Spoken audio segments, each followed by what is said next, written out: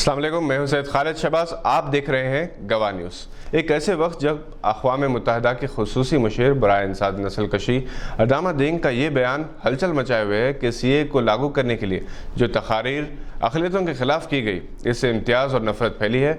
Madhya Pradesh police में Islamophobia के इंकशाफ ने एक तरह से इनके बयान की तस्दीक कर दी। मध्य प्रदेश पुलिस ने एक एडवोकेट मिस्टर दीपक बुंडेले को 23 मार्च को इस वक्त मारपीट की थी जब वो मेडिसिन लाने के लिए घर से बाहर निकले थे। इस एडवोकेट ने जब मारपीट करने वाले नौजवानों को बताया कि वो एडवोकेट है और इनके खिलाफ कार्रवाई कर सकते हैं और जो कुछ पुलिस कर रही है वो दस्तूर की खिलाफ वर्जी है, तो इन पुलिस वालों ने लाठियां बरसाना रोक दिया। ताहम इस वक्त तक वो जख्मी हो गए थे। दीपक बुंडेले ने डायरेक्टर जनरल ऑफ पुलिस और बीटल के एसपी से तहरीरी शिकायत दर्ज करवाई थी।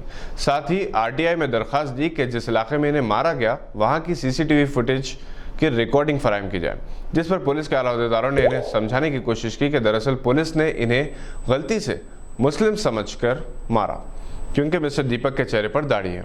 और इन्होंने बड़ी ढिलाई के साथ ये भी कहा कि जब कभी फ़िरका वाराना फसादात होते हैं तो पुलिस हिंदुओं का साथ देती है।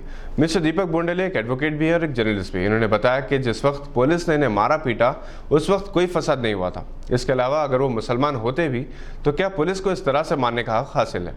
पुलिस ने इन पर शिकायत वापस लेने के लिए दबाव डाला, मगर मिस्टर दीपक ने शिकायत वापस नहीं ली। इन्होंने दी वायर की करेस्पॉन्डेंट अरफा खानम को इंटरव्यू भी दिया और पुलिस वालों से अपनी बातचीत की ऑडियो रिकॉर्डिंग भी फराहम की। मध्य प्रदेश में मार्च में बीजेपी की हुकूमत कायम हुई जब सिंधिया ने कांग्रेस से इस्तीफा देकर बीजेपी में शमूलियत इख्तियार कर ली थी। मध्य प्रदेश के अलावा उत्तर प्रदेश, दिल्ली और गुजरात पुलिस की मुस्लिम दुश्मनी से हिंदुस्तान का सेकुलर किरदार बुरी तरह से मुतासर हुआ है। लॉकडाउन और रमज़ान के दौरान पुलिस की जानिब से सीए के खिलाफ एहतजाज करने वालों की गिरफ्तारियों ने पुलिस की वर्दी पर सवालिया निशान खड़े किए हैं। एक तरफ गोली मार और नारे लगाने वाले शाहीन बाग और जामिया मिलिया के एहतजाजों पर फायरिंग करने वाले गुंडे अनासर आज़ाद हैं और पुरअमन एहतजाज करने वालों को सलाखों के पीछे पहुंचा दिया गया। कोरोना वायरस के फैलाव के लिए तबलीग जमात को जिम्मेदार ठहराते हुए इनके खिलाफ कार्रवाई और उत्तर प्रदेश हुकूमत की जानिब से ये ऐलान कि इन अफराद को उम्र कैद की सज़ा भी मिल सकती है, इस्लामोफोबिया की अलामत है। और इस्लामोफोबिया के बढ़ते हुए वाक़यात ने हिंदुस्तान के साख को पूरी दुनिया में मुतासर कर दिया और यूनाइटेड नेशन स्पेशल एडवाइज़र का इजहार तशवीश इस साख को और भी पामाल करने का मुमासिल है।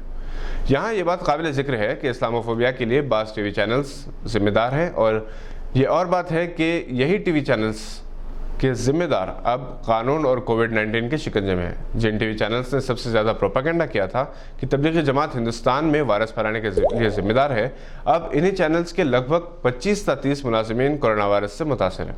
जी न्यूज़ का दफ्तर भी मोहरबंद कर दिया गया है। आपसे इजाज़त लेने से पहले आपसे दरख्वास्त है कि अगर आपने अभी तक इस चैनल को सब्सक्राइब नहीं किया तो सब्सक्राइब ज़रूर करें और लाइक का बटन ज़रूर दबाएँ। शुक्रिया।